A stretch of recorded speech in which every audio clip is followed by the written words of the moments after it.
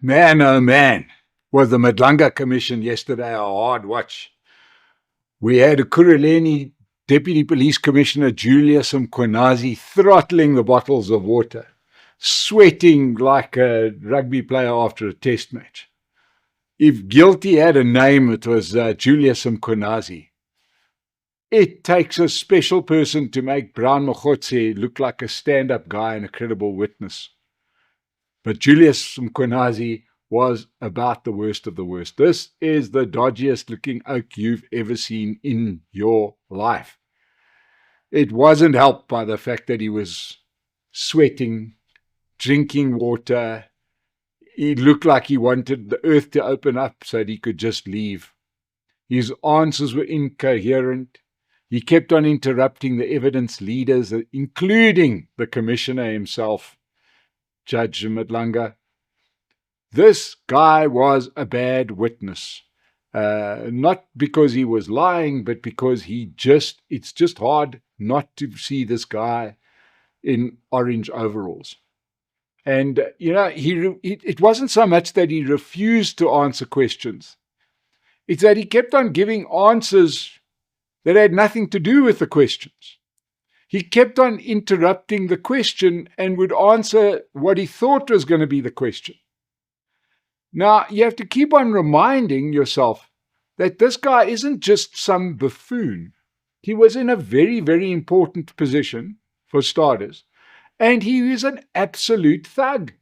He's a criminal of the worst kind, right? Here we talk about a dirty cop who did some really bad things, according to many of the previous witnesses at the Madlanga Commission. Yeah, he helped instruct the police, these metro police, how to get rid of bodies after they had tried to shake down some criminals where they wanted money. He assisted in the assassination of whistleblowers, allegedly. He consorted quite openly with criminals like Cat Matlala and other criminal syndicates. He just provided cover for crime. He is just the kind of guy that we can't write him off as just some idiot, right? He is really symptomatic of the problems in South Africa. It looked to me like he didn't really understand the gravity of what he had done.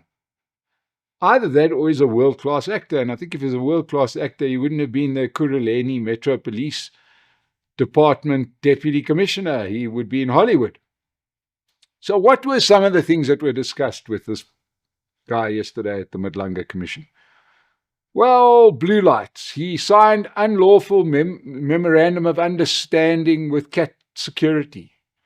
These were basically very bad admin, contractual work, stuff that he had signed that was never approved by his superiors. He was kind of a law unto himself, right? He had a number of irregular promotions and staff appointments. People with really serious criminal records were brought into the Ekurhuleni Metro Police. Now, it just is a person that diminishes the idea of accountability and does not make you as a resident and a taxpayer feel any safer knowing that this guy, Julius Mkwanazi, is in quite an important position in what is a very important city in South Africa. But once again, we have the Imogen Mashazi problem here. Remember her? She was the person who was the city manager at Ekurhuleni, where it's hard to, or it's an easy mistake to make, to compare corruption with just sheer incompetence. Were these people just so bad at their jobs? Or are they genuinely corrupt? Well, I think unlike Dr. Mashazi, who's clearly just very incompetent and quite happy to be swept along, this guy, Mkwanazi, this bad Mkwanazi, is genuinely a bad human being. And I don't see any, I think that he's going to be involved with law enforcement for quite a number of years. The problem is that law enforcement is going to be through the correctional services. So I know he goes back to the Madlanga Commission. We're also going to be hearing from the other unfortunate soul, our Minister of Netflix, and that is Mr. Senzo Mkunu, who's going to be back at the Madlanga Commission, but it is turning into the circus that we thought it would be. There is now some time pressure because apparently they are going to start sending reports to the president. Don't hold your breath. The president, remember, the man will be so shocked when he reads those reports and probably do nothing about it, but they do plan on sending stuff through to him at the end of the year. Let's hope that something happens to it. Well, it could be linked in with our next story, which is that the battle for the leadership of the ANC, remember that they hold their meeting 2 years from now where they elect a new leader in the ANC. And as we know, this turns into probably a bigger battle than the general election. Well, it has historically, because the ANC used to control the levers of power. Not so much anymore. But the ANC battle for 2027 is well and truly underway. And the big question is, will Cyril Ramaphosa make it till then? The people who don't like him have already started their whispering campaigns that it would be a good time for him to resign. They use everything that they can to get him to resign. It doesn't help that his biggest ally is Senzo Mkunu, who is currently fighting for his freedom at the Madlanga Commission.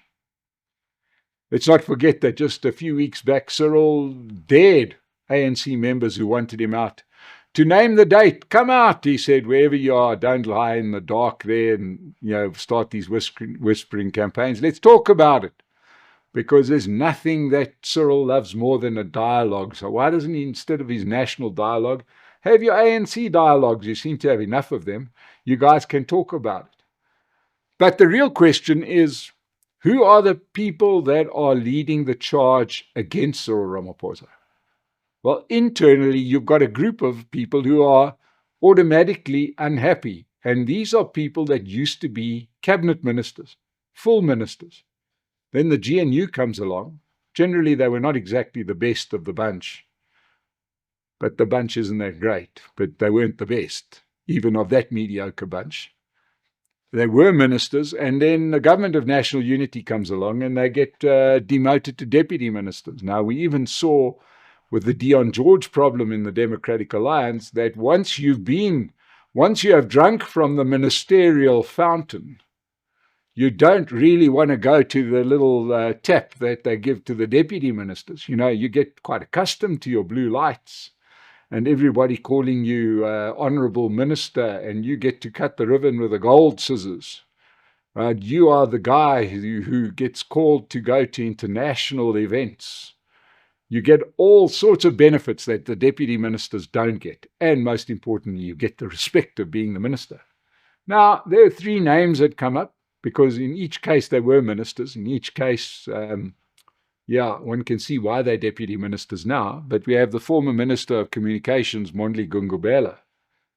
He's now deputy minister. The former Minister of Health, remember him, Joe Phaahla, who picked up the baton from Aaron Metsoledi, and now suddenly is his deputy minister again. And then, of course, the other little guy from KZN, that the ANC seems to deal in, and that is former Minister Sihle Zikalala.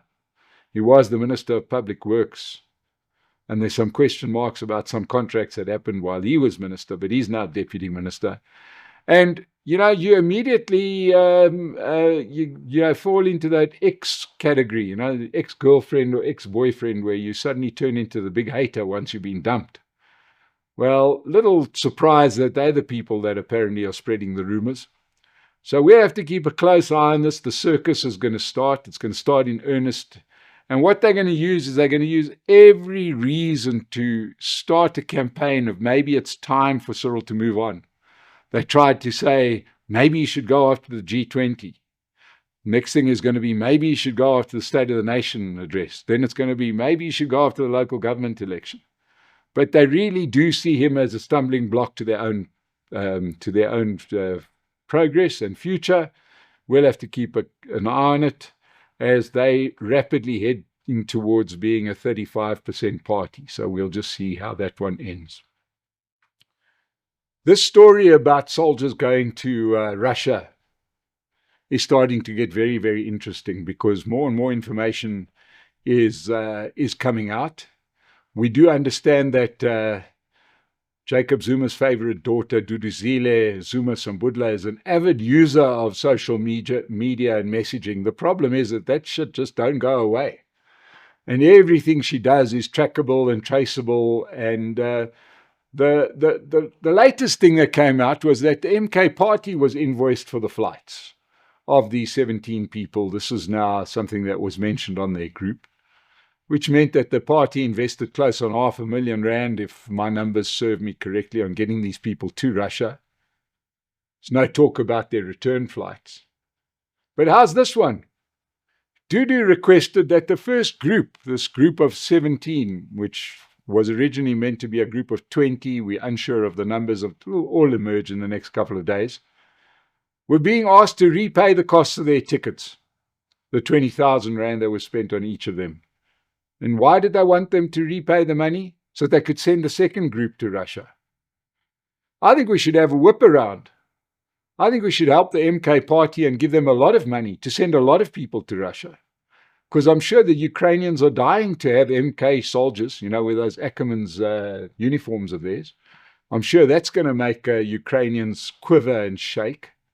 Let our great soldiers, the spear of the nation, go there and fight.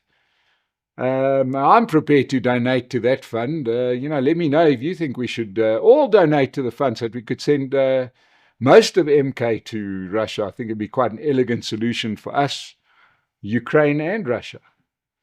This story definitely has a long way to go. It's something to watch. It makes South Africa a diplomatic skunk. We'll have to see what that feels like. We remember what it was like before. Once again, we're injecting ourselves into wars that we shouldn't be involved in, into situations that have got nothing to do with us, built on ideologies that may be applied 30, 40 years ago. It's going to be interesting to see what happens from here. The one thing, by the way, that the Russians aren't doing is they aren't really, by any count, interested in sending the MK soldiers back, the brave warriors that went there to go and protect Vladimir Putin. Let's bring it back home. Our final smelters are closing. Now, what is a smelter? Just a quick one. And that is a big furnace that turns various alloys and you end up with products like chrome, etc. Now, this is but these machines, to keep going, were built largely because we had an excess of electricity for 50 years until the new South Africa.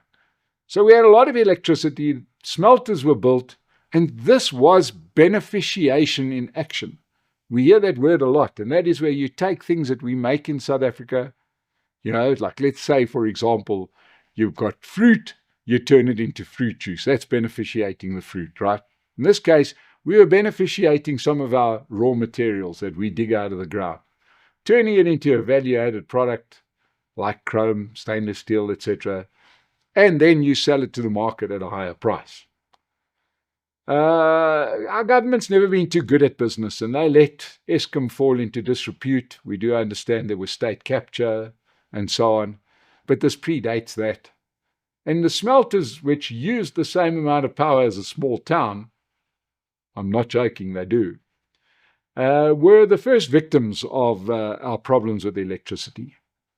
But now some of the companies, everybody acts like business is just such a bad actor in this country. Well, they want to do business here. It works for them. They want to make money. They also have a social conscience. They were employing thousands of people. If the latest smelter closes, 3,000 people lose their jobs. If business was so bad, they wouldn't have hired those 3,000 people in the first place. But there is a proposal on the table put forward by Glencore and Samancor to say, let's work together. Let's see if there's a way that we can rescue these smelters. Government talks all the time about beneficiation. We've got coal under the ground. We've got electricity power stations. Let's keep it going. It's just a matter of people doing their jobs that they're paid to do.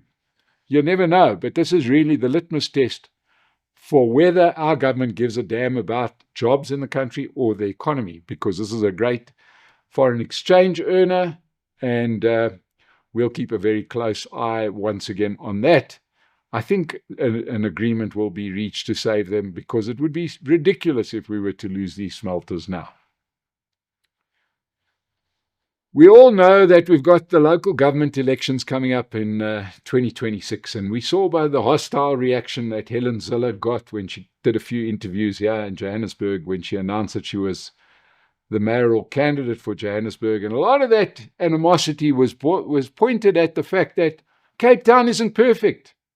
Oddly enough, because there's jobs available, poor people go from the Eastern Cape to the Western Cape, and then they've got nowhere to live. So they live in townships, and the townships become overcrowded, and no city can keep up with that. And that was used as the excuse why Helen Zille shouldn't be voted for. You know, the old Khayelitsha versus Claremont argument. But here's some statistics. In the last 10 years, Cape Town has added 97,000 new residential units. Johannesburg, a far bigger city with far more resources, far richer city, has added less than 40,000. So a fraction, 40% of what they are adding in Cape Town. Cape Town added 38,400 new apartments, and Johannesburg added 553. You know, just a differential of 37,847. Now, you know, if anybody is confused as to where performance lies, does it lie in Cape Town, that is building housing on limited land, or Johannesburg, that has limitless land? We've got so much open land in Johannesburg, so we don't have a property problem. We've got a leadership problem. But we do have a good leader in Mayor Dada Marero in Johannesburg, as I keep on reminding people, is that he is the one politician that said, when he took his position as Johannesburg mayor, that he was going to do nothing while he was mayor, and he has been true to his words. So just remember these kind of statistics when one heads to the polls in the next election. So some more of this information will follow. Thank you so much for joining us on the Political Insider. I hope that you've subscribed. I hope that you've rung the bell. Share this, comment. Let's get the word out there. Thank you for joining us today. We'll see you again on the Political Insider.